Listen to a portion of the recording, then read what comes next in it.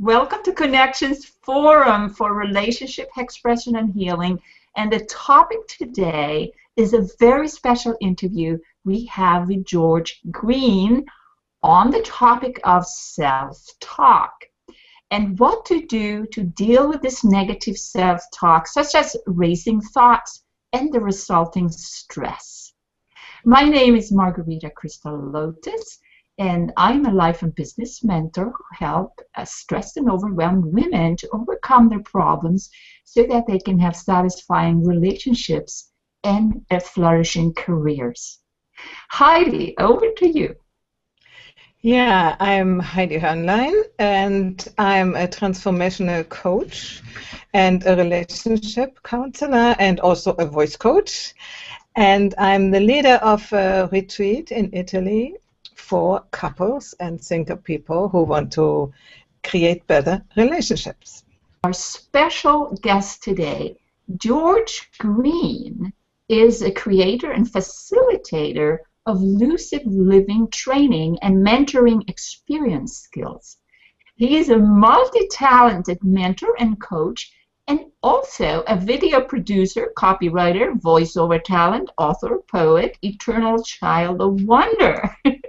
And he is the founder of and CEO of the mindfulnessadvantage.com since 2005. Hi and welcome. Hello, and thank you both for inviting me to be on today. It's a pleasure to be here. Okay, so this first question I want to ask you is, what kind of problems do you help your clients with? If there was an overarching theme, and there is, it's I help and assist people in managing and manifesting sustainable change. So rather than focus on a single problem, it's our overall challenge and how do we sustain change. Many people end up making a big push in some way or another to get in better shape, or maybe they want to write a book, and we're so patterned for familiarity that when we move into new behavior, our neurophysiology actually resists that change.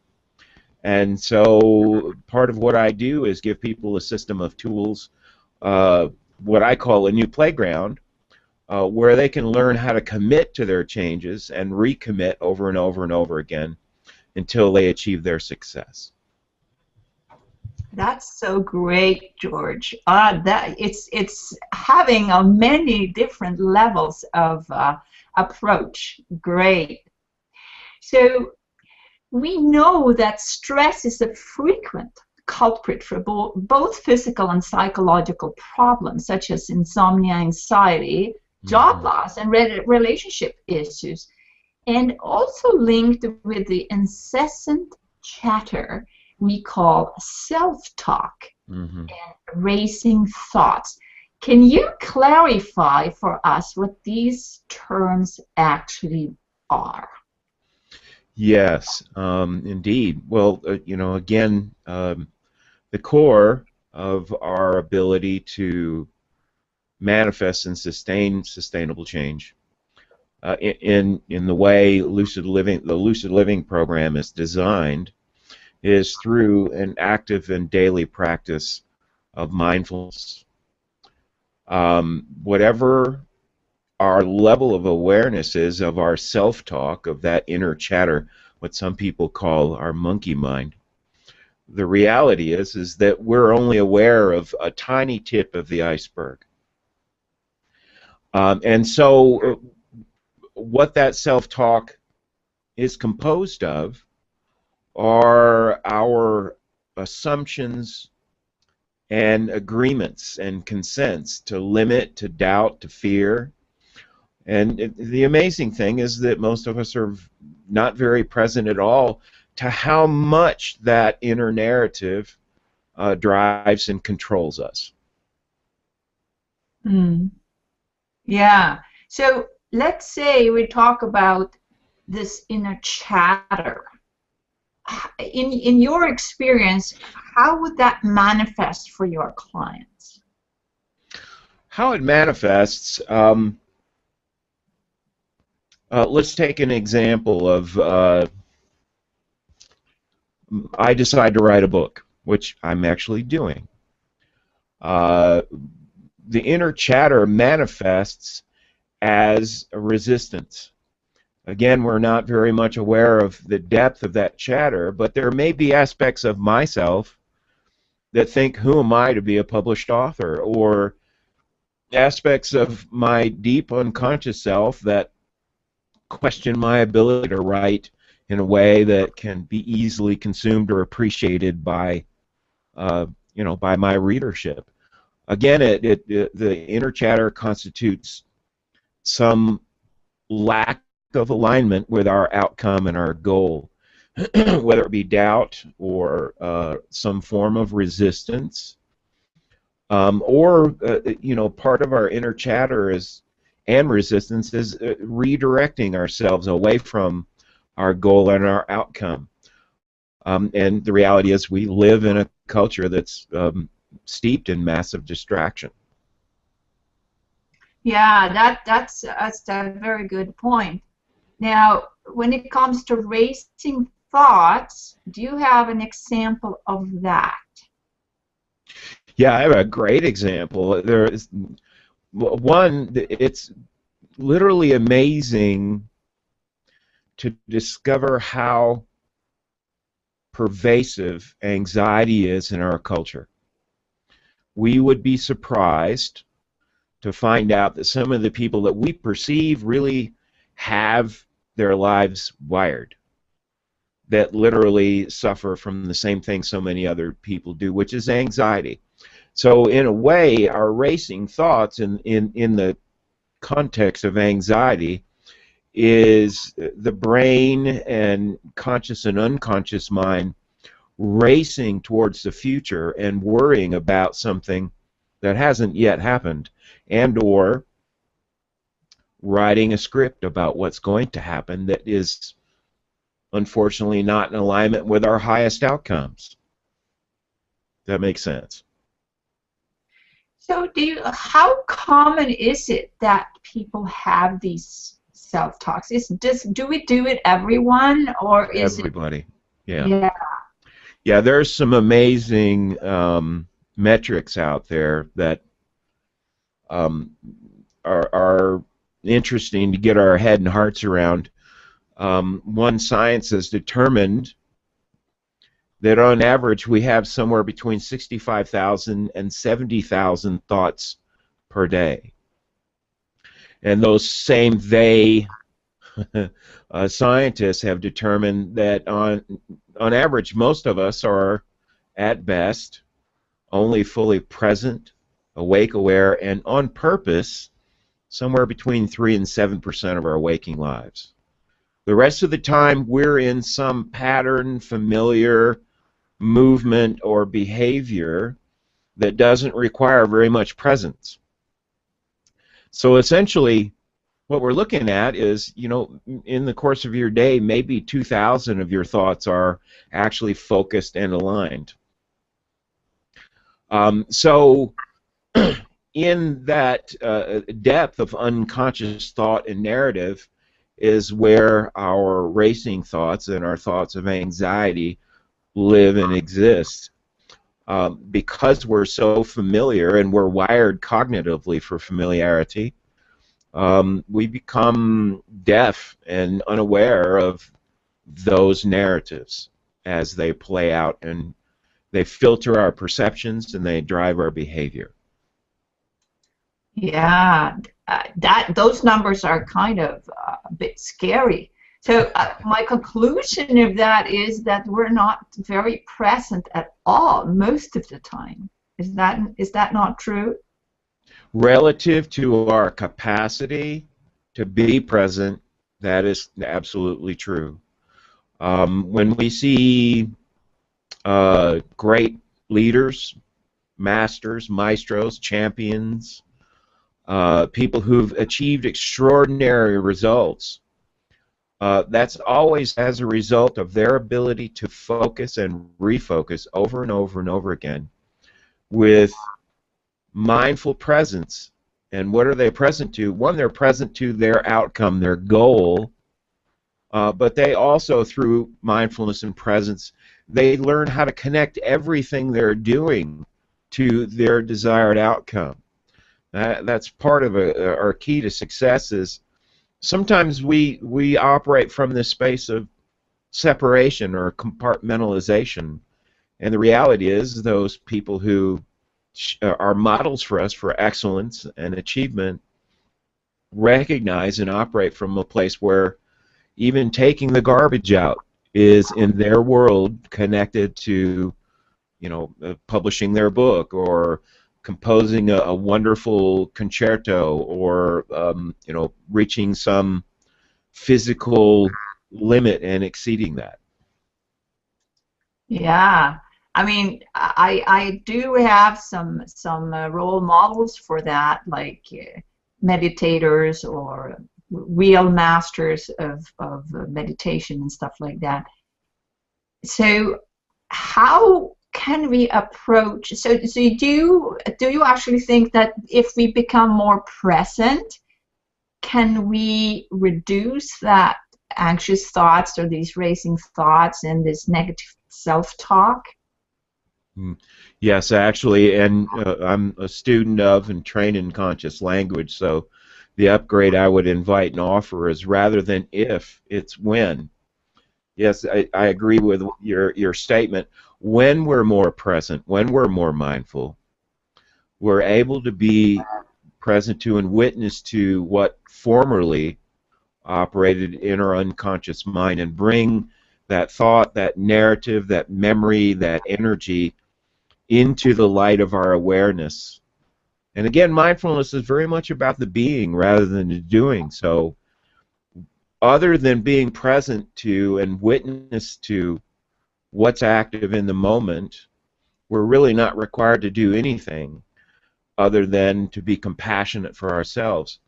As we bring what's unconscious and patterned into our awareness, there's a natural diffusion of that energy and pattern. It's literally what's called a pattern interrupt. And so from a mindful space, we can make new choices and develop new habits that turn into traits and patterns that replace the unconscious ones.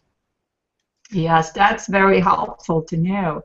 Heidi, do you have a question for George right now? I don't have a question at the moment, but I would give a little bit an down-to-earth example of what he's talking about. And just what happened to me about half an hour ago or an hour ago, I went with my dog education walk up the hill, and then I came back down in the wood. And in the woods there are wild pigs, and it is almost dark, and I hear this noise of a pig, and the thoughts came up and the anxiety came up. Oh, if this is a wild pig. And I realized that, these are thoughts. If I allow them to go on, I will be fearful. And I remember that the neighbor has normal pigs up there in his fence. And so I convinced myself, no, this is not a wild pig. Why should it come now? And it's a normal pig, and I can go on. So the thing is to really first realize that you have these thoughts, that they evoke emotions, and then check them out. Is this thought real? Is this thought, is it right at the moment? So you better run if it is a wild pig, or if is it not? And so I can calm down and I can do what I plan to do. So just as an example. It's a wonderful example and kind of a metaphor for our thoughts in general. Are they domesticated thoughts? Are they thoughts that are anchored in truth and reality? Or do we spin that experience up into a feral pig or a wild thought or a thought that generates our anxiety and our fear? So Heidi, that's a wonderful example of you, one, listening to your own self-talk, and having a very present relationship and dialogue with yourself and what you were feeling in order to manage your fear, your anxiety, and return yourself to an objective state.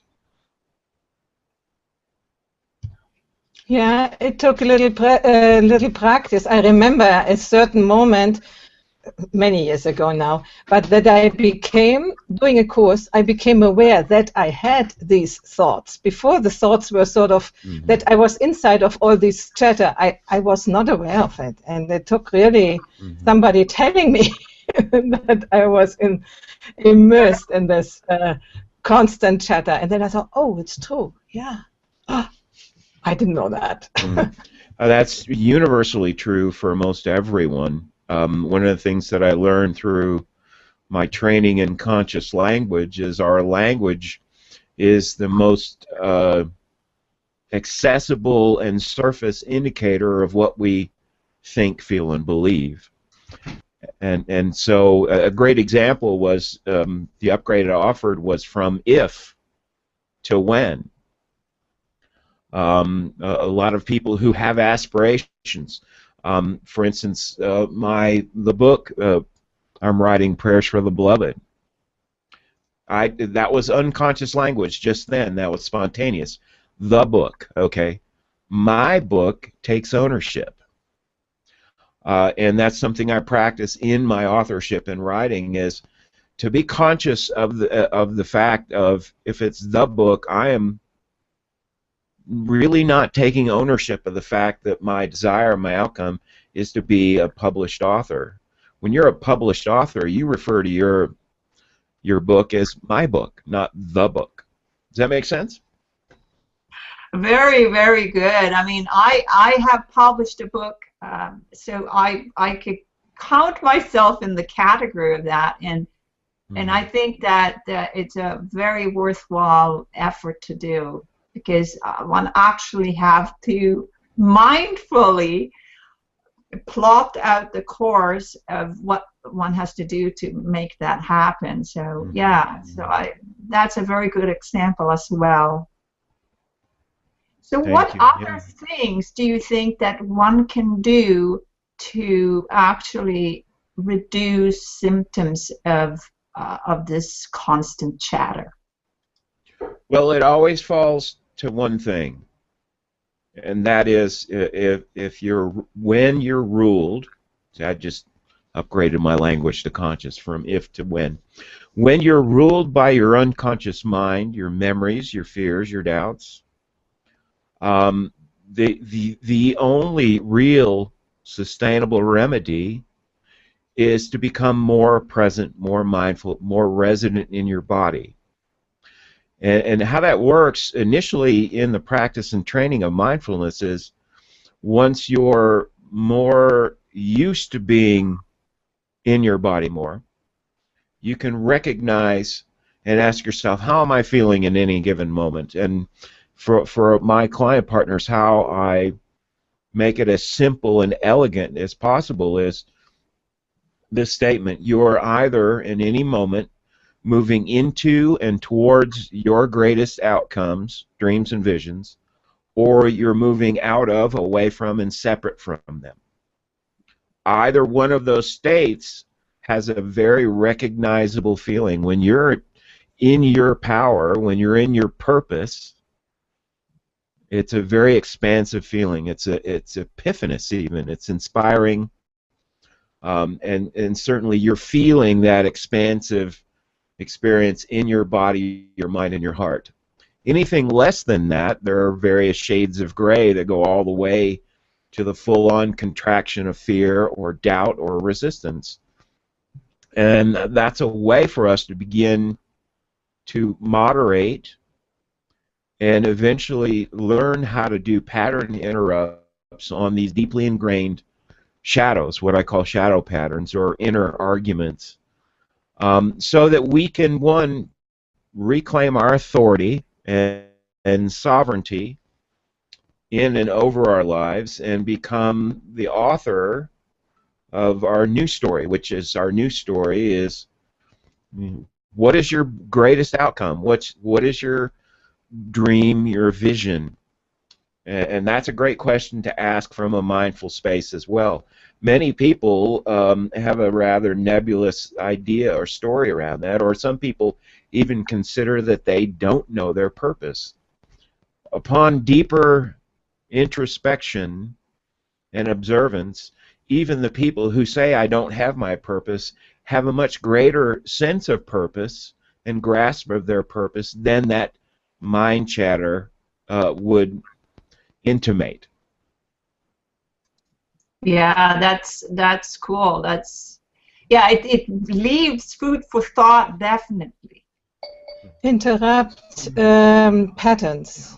I Yes. would, in my what I'm teaching and coaching, I would more call that a transformation than interruption, because interrupted seems to be bang, as if you know cut something out. I'm more for the let's say smooth way and turn it around, because Mhm. we need patterns for survival. We need patterns, but what we need is to transform the non-functional patterns into patterns which are better, you know. Yes. So let's say patterns of behavior. What you were talking about is more the unfunctional patterns, I think, which we get, And which are and unconscious. and unconscious. Yeah.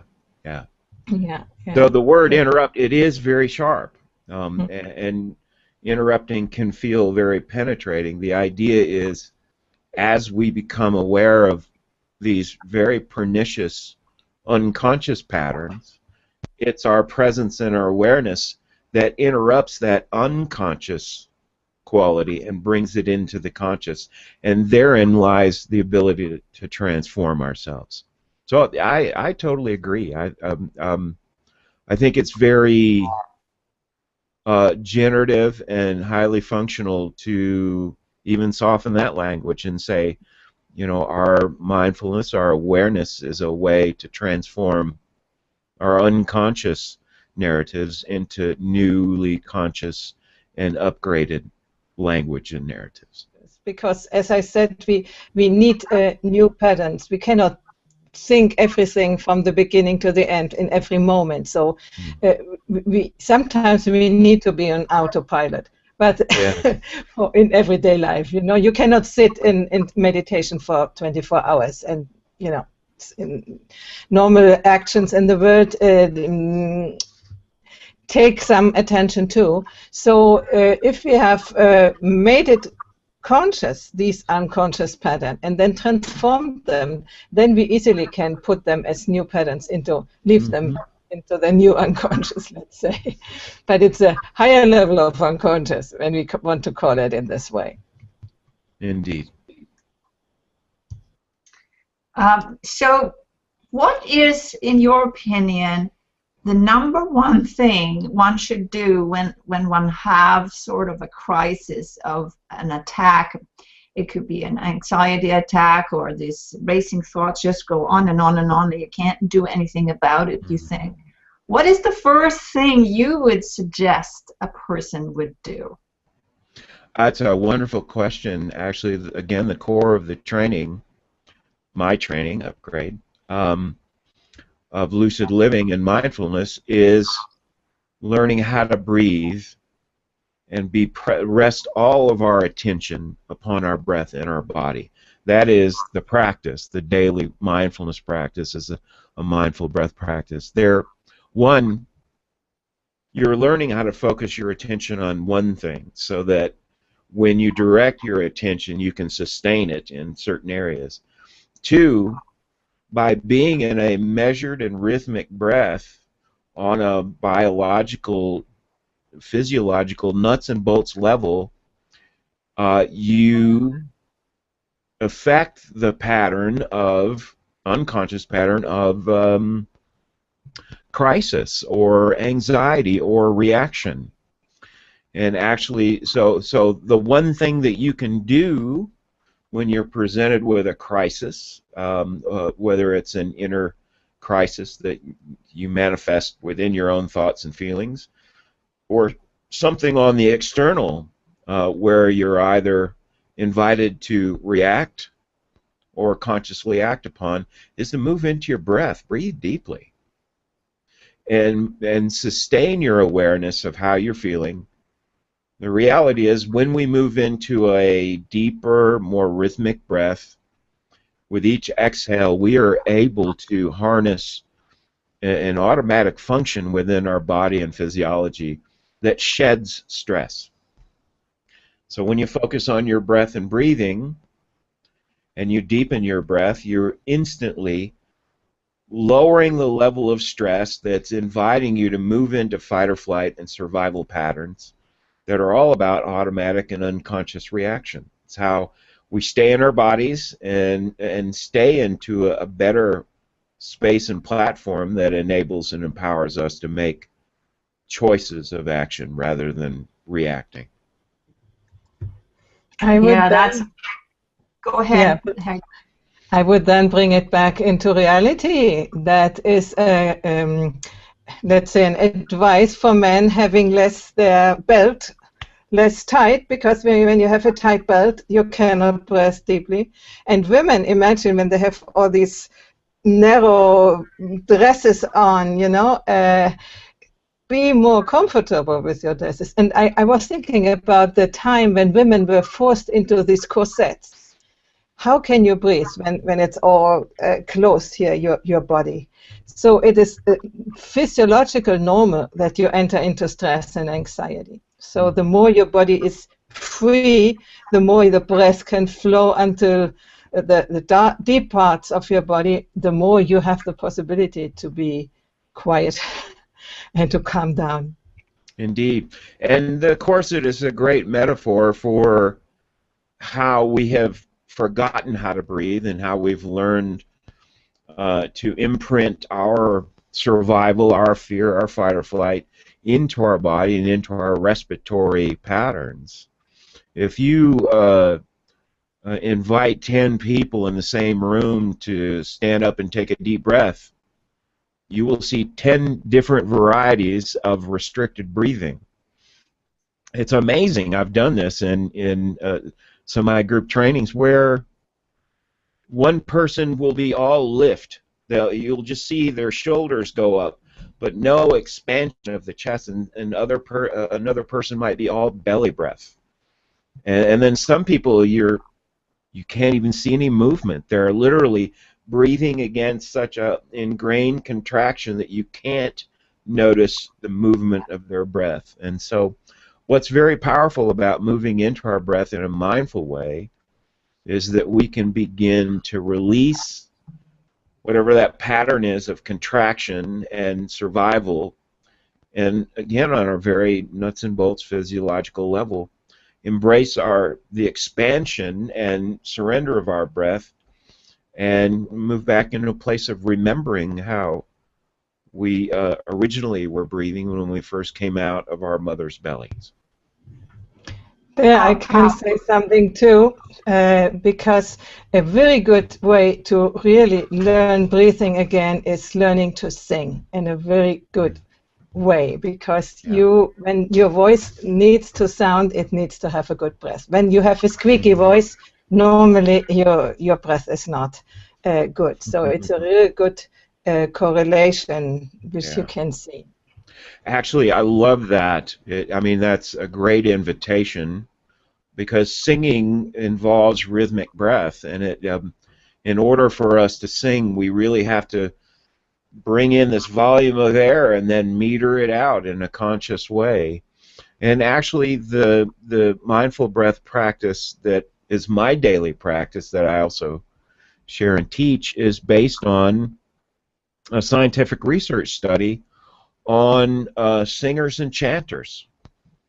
And they had two groups. One group was a Catholic group chanting the Latin Ave Maria, and the other group were Buddhists chanting the Jewel in the Lotus Sutra, Om Mani Padme Hum. And so you've got two different cultures, two different languages, Latin and Sanskrit, identical breathing rhythms. And what they found, they wired these people up in a neurofeedback lab. What they found was that the common rhythm was 5 seconds in and 5 seconds out. And what they recognized was there was a cascade of coherence events that happened within their bodies that moved them out of chaos and into coherence. So part of why singing is such a beautiful practice and experience is, one, we're embracing that rhythm of breath, and two, we're literally resonating our entire body with our voice. And the more you sing, the more, and if you take classical training, you learn how to resonate your thoracic cavity, your chest, with your voice and your breath. You literally learn how to resonate your sinus cavities. So again, I love your invitation, Heidi. And we learn to resonate the whole body, not only the breast, not only the head, but up to the feet. This is the invitation. Every cell, the every whole cell body in the body. vibration. Yeah, I'm tingling right now just talking about it. That's This is so great. I feel like I'm vibrating over here. And also, I have another question, and that is, it's not just the tone and note of what we think inside, it's also the words and how we associate with these words, because words in itself have a vibration, right? Yes. Well, again, it comes back to mindfulness and awareness. And yes, my spoken word has a resonance, it has an energy, and my words are either imbued with my intention, my mindful focus, or if I'm less than focused, my words will resonate with less focus. So that's on the outer. On the inner, the frequency of our inner talk has a resonance and a signature of both a neurophysiological pattern and neurochemical pattern. And again, are we stepping into our greater purpose and moving towards? Then the pattern of our language, inner language, will have a resonance and a coherence, because that's what, in that space of mindful presence, we are in agreement with our highest outcomes and our presence. If we're other than in alignment, if we're experiencing some inner state of argument or opposition or resistance, then it will have a lower frequency. And when we look at the physiological results of stress, of doubt, of fear, we see that the neurotransmitters and the stress-related chemicals like cortisol that are produced actually create illness in the body. So essentially, to address the shadow, the negativity, it's very important that we make an inner agreement to effect power with rather than power over. So one, we're not doing battle against our negative thoughts or our unconscious speech. We're simply, through a process of mindfulness, sitting with what's active, bringing our awareness upon it, and breathing with it. And that becomes a very transformative practice. One of, if I may paraphrase my conscious language teacher, Robert Tennyson Stevens, I love, he always used to say that no shadow, no doubt, no fear, no apathy, no grief, no depression, no negative thought can survive in the blazing fire,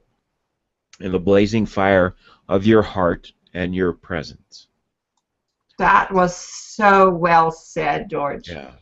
Can you repeat that again? Can you repeat that again so we really get that? Yeah, and I'll preface it with this again. This is the authentic power of making friends with every aspect of ourselves, making peace, rather than trying to do battle, fight against our resistance or our doubt or our shadow. We sit with it, and we bring what was unconscious into our conscious mind and the light of our awareness. And then through doing that, it's actually a process of being rather than doing anything. To repeat the quote from Robert Tennyson Stevens, no shadow, no fear, no doubt, no apathy, no grief, no sadness, no depression can exist in the blazing fire of your heart's presence. Awesome. I think we come to the end of this interview, and I want to ask Heidi, do you have any more questions for George? I actually don't. I think he has explained it very concisely, all the possibilities which we have to grow up and to come out of anxiety and stress. And it sounds very, simple, and it is simple, but it's not easy to be concentrated on breath and keep concentrated on what is coming up in the moment. So it's a very intense practice. Everybody can do it. Remind yourself. This is the problem. Mm-hmm. So what is your takeaway of this episode here, George? My takeaway is, as always, that when we engage in essential, what I call our essential conversations with each other, but first and foremost with ourselves, those conversations become both enlightening and generative. And the primary, how those essential conversations begin, is by renewing our commitment to our inner relationship with self, with our heart, with our conscious and unconscious minds. And again, making friends with every aspect of ourselves. To build on what Heidi said, it is elegantly simple. The training, my training, conscious language again, my personal practice, the breathing practice, mindful breath practice, totals, the minimum commitment, it totals about 250 breaths a day out of 21,900 breaths we take a day. So it's a fraction of a fraction. So it's elegantly simple. We rest our attention on our breath mindfully. We learn how to focus and refocus, commit and recommit. So in that sense, it's very elegantly simple. The reality is it's a practice, an exploration, a new way of being and relating with self that we will practice until we leave these earthly bodies. As I say, until we take our dirt nap. So it's a practice. It's rather than what the Western culture loves, which is instant gratification and the magic bullet and bumper stickerisms. It's a practice for our lifetime. If you look at the fact that we are only on purpose 3% of our lives, then if we upgrade our presence and purpose from 3 to 6%, that's still an increment, but we've doubled our presence, our productivity, our connection to our purpose, and suddenly the world looks shiny and it looks magical.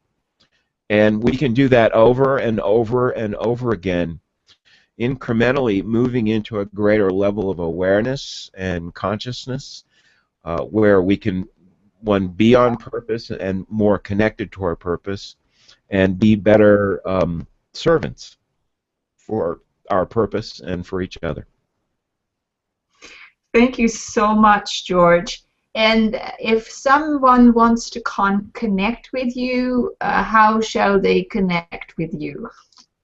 They can circle me on Google+. My contact information, including my direct phone number, is on my profile on Google+. And of course, they can log on to a website on my lower third here, which is themindfulnessadvantage.com. Thank you so very much for this amazing special interview. And I must say that my takeaway is you have shared a very brief but succinct overview of what one can do to actually help and remedy the symptoms of racing thoughts and negative self-talk. So I thank you. And Heidi, do you want to mention anything more? Just thank you for being here and having shared with us this deep conversation. And I'm happy that we are beginning to find each other to have this conversation. Yes, indeed. Thank you. Awesome. Been a pleasure and always gratifying and satisfying, again, to be connected in this way and to share our conversation, our connections with a greater, wider audience. So thank you again. Awesome. Thank you and goodbye.